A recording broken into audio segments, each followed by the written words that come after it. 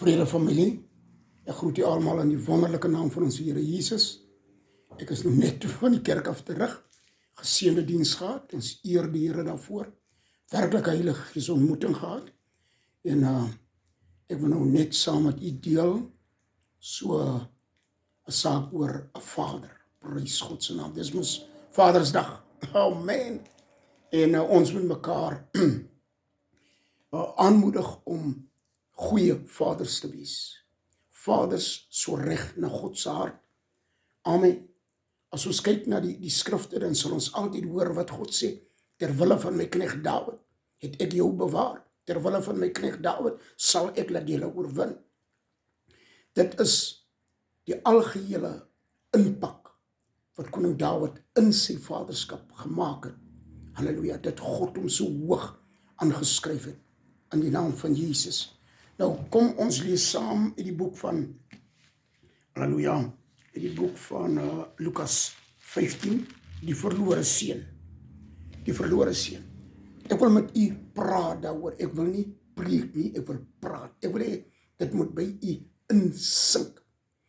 Dat as ons kyk, dan sê koning Dawid, die Here is my herder. Wat beteken, hy behoort aan die Here, en hy dien die Here. Hy is afhangende van alles van die Here. So die Here is sy begin en die Here is sy einde. Wat dan beteken aan die einde van die dag? Dat die Here is sy vader.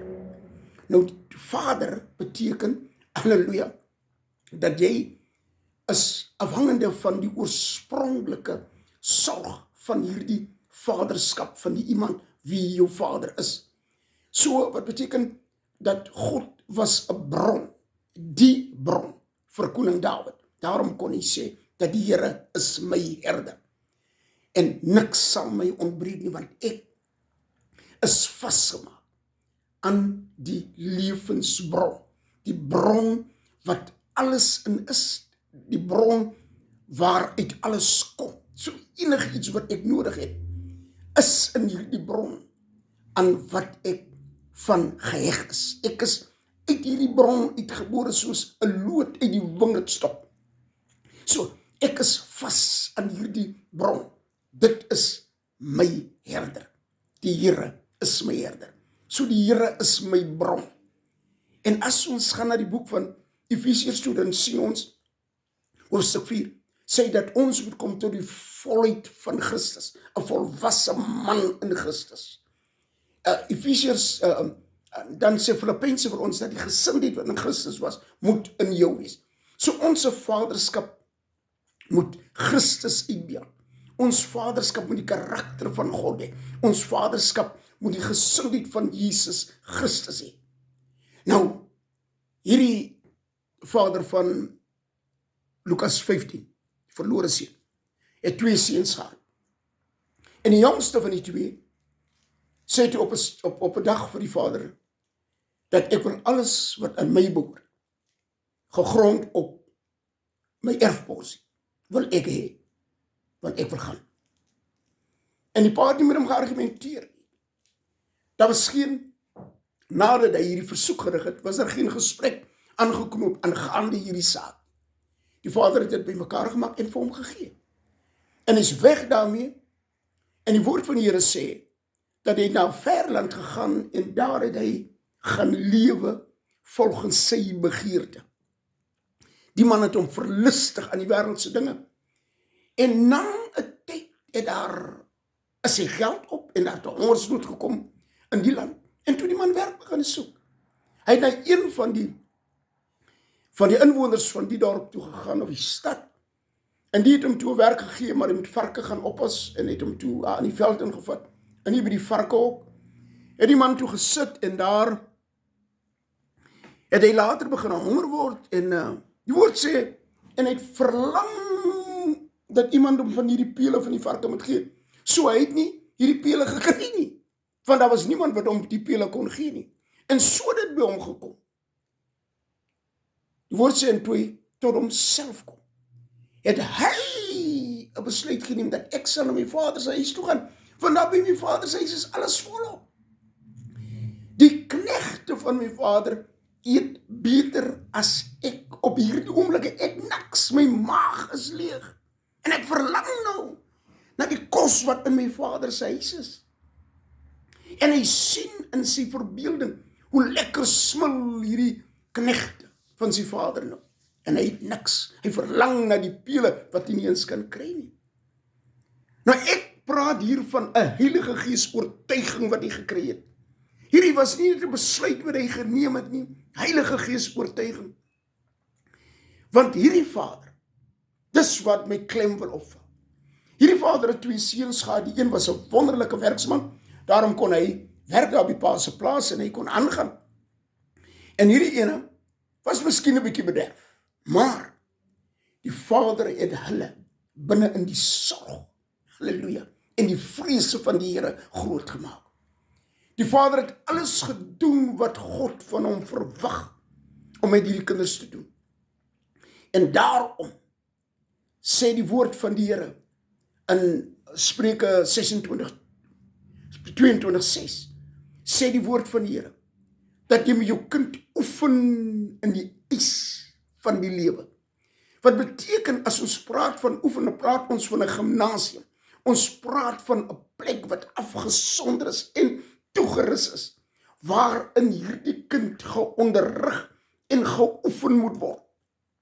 Vir elke eis wat die lewe kan aan hom stel, moet hy toegerus wees, want hy moet kan antwoord soos die lewe vra. Hy moet kan, dit is ook wat die woord werk dan vir ons leer. Halleluja. Dat ons moet kan onmiddellik die eis wat die lewe aan ons stel, ons moet kan daarop, moet ons kan antwoord gee. Prys die naam in 'n positiewe manier. En dit is wat hierdie pa met hierdie kinders van hom gedoen het, van kindsbeen af, het hy hulle sorgvuldig in die vrees van die Here groot gemaak, geonderrig, en hy het hulle geoefen.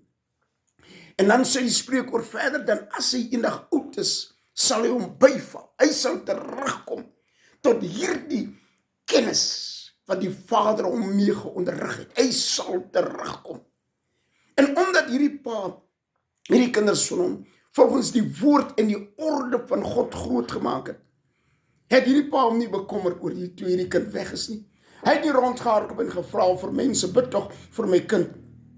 En gevra, het julle hom nie miskien gesien op so en so plek nie. Sy vertroue was in die Here, want hy het God geglo. As God iets gesê het, dan is dit ja en amen, en dit is die waarheid. Hy het vir God nie gekonfronteer soos ek dit nou wil uitdruk nie, het hy vir God gekonfronteer met die waarheid. Hy het aan God gesê dat ek het my kinders, en in besonder hierdie enetjie wat weggegaan het, groot gemaak in die vrees van U. Ek het hom geoefen in die ys van die lewe. So, ek het my gedeelte gedoen volgens U orde, volgens U standaarde het ek dit gedoen. En hierdie kind van my, sê U woord, hy sal hom eendag byval en hy sal terugkom. Daarom het hierdie Vader gegaan en vir hom 'n kleed gemaak, prys die naam van die Here. Hy het vir hom skoene gemaak, amen. En hy het ook vir hom 'n ring gemaak vir sy vinger. En dan het hy 'n kalf gegee. Maak hierdie kalf vet vir die terugkeer van my kind.